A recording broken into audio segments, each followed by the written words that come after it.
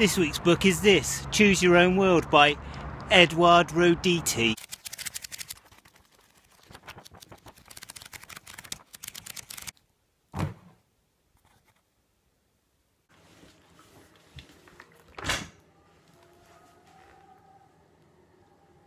There's no denying that this week's book is weird. This iron is very close to my head. But first of all, I need to tell you a story. I was a waiter for a long time, about 8 or 9 years, and I was one of those waiters where people would ask me what I was up to, and I would tell them. Because people are like, if you're vaguely interesting or have a vocabulary, they're like, well, you can't just be a waiter, you must be something else, which I used to find annoying, actually, if I'm honest, but then I'd just show off and tell them a load of stuff about my life. Stuff like going to university and doing a course in philosophy and creative writing, and also that I ran a student newspaper which folded. Oh, and by the way, I never passed the university course. To be honest, I think some of the other staff used to get a bit fed up with it. Anyway. So this couple walks in and the whole normal thing happens. They are nice. They, you know, most people who go into a restaurant are nice, actually, contrary to what you've believed in the past about restaurants. I'll talk about that another time. I serve them their food. I show off with words, use my lexicon, and they ask me what I'm doing. So I start showing off about university and start showing off about all my side projects and what all of my ambitions are. Turns out that the uncle of one of the people who'd sat down at that table was a famous surrealist, or also at the very least a famous scholar. As the conversation went on, they promised to send me his book. Apparently he'd recently died. I've later found out that that was quite a long time ago, actually, compared to when that conversation happened. However, that they would send me his book, that they lived in France and they'd send me his book. Of course, they left. They were very nice people. I was grateful for them being nice, but didn't really expect too much to come out of it.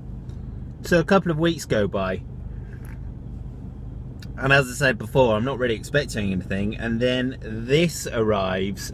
Can you see that properly? Yes, there we go. Look, Tim, something, something, something. I'm not going to read it backwards. From Dieppe, which is where they live. Apparently this is somewhere near here where they live. And attached is a copy of her uncle's book called Choose Your Own World. And his name is Edouard Roditi. I'm going to go with Roditi. That's probably wrong. Forgive me. And then it sat on the pile, you know, the pile that every reader has of unread books for about 5 years. To the lovely people who sent me that book, I apologise. So what is it? Well, it appears to be a collection of short stories centred around something called surrealism, which I think we all sort of know what that is, but I had to look it up. It appears to me through this bit of research is that the central conceit of surrealism is an attempt to make thought into something which is real. So to bridge the gap between an idea and art on a paper, on paper, so to speak. In practical terms, this means that you get things like Salvador Dali, which is the example of surrealism which we all know and love. And the detail on the, say, the elephants or the tree or the clock is actually kind of, it's still life in a sense, but it's been bent out of shape. So you get an idea of something which is real, but it's surreal. Yeah, hence the word. So how does this relate to literature? Well, it's basically the same. I mean, it tries to bridge the gap between ideas, thought, and stuff that appears on the paper.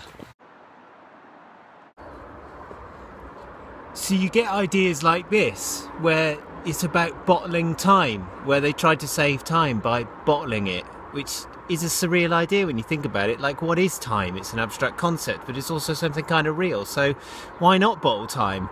It's the gap between an idea and a story. So what about this book?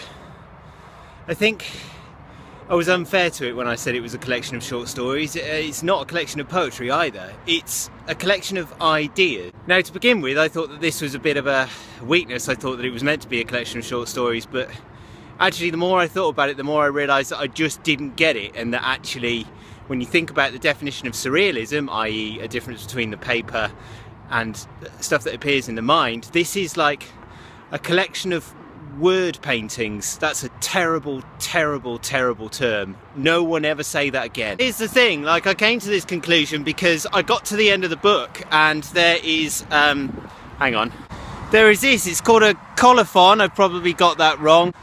Every book has one, and what it does is it describes how many copies, first editions, who co-authored it, who did all that kind of stuff. You know how it goes. There are only 750 copies of the book that I have. That's not very many, and I sort of felt like a duty to actually be nice to it, so it made me reappraise it. Also, let's be clear, this book was sent to me as a gift from relations who thought very fondly of this guy, the Edouard. His relations, not mine. If you ever want to expose how bad you are at talking, talk to a camera and then play it back. Here's a better idea. Maybe it's a collection of written story ideas. Each one is sort of like it's like the tip of an iceberg, like the seed, the germinate, you know, the first bit of a story. Like, I need to stop saying like, it's a terrible tick to have. Some examples.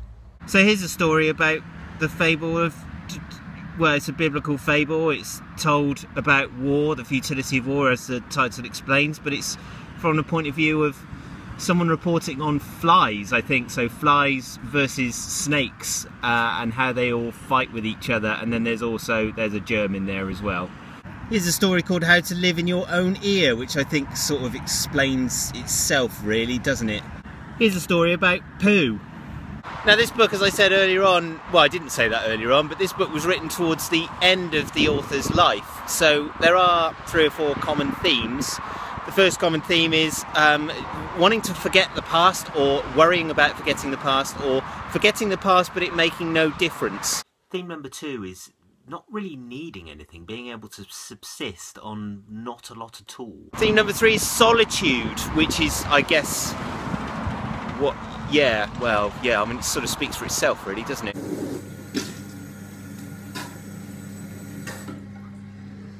What I mean by that is, one of the main fears of getting old is that it's lonely, and this book kind of touches on that a little bit, although sort of in a jolly way, but it does prey on maybe 1 or 2 fears that we all have about being old. I suppose these aren't so much themes as tropes. Is that the right word? I should really start to know what I'm talking about here.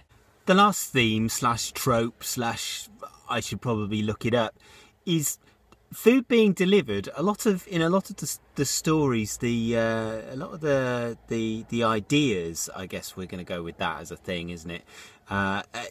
Food seems to be being delivered a lot. Maybe that's an old age thing, I guess. Well, if you can't get down the shops. So, conclusions? First, it taught me that you need to have a good idea. It's not good enough to have just a good idea. You need to fill it with characters and detail. You need to give the reader a chance to identify with what's going on. The second thing it's taught me is that it's okay to kind of not have any of those things. I mean, this book it's not brilliantly well written and the stories aren't brilliantly realised, but it has real charm, and you forgive it for a lot for that. Edouard Roditi was born in 1910 in Paris. During his life, he worked as a freelance translator for the drafting of the United Nations, for the Nuremberg trials, and also for the beginning of what we now call the EU, or the common market as it was then. He also wrote several collections of poetry and the short stories, which I've attempted to review here. He died in Cadiz in 1992, so I was, well, 10 years old. And if I'm honest, I would have liked to have met him.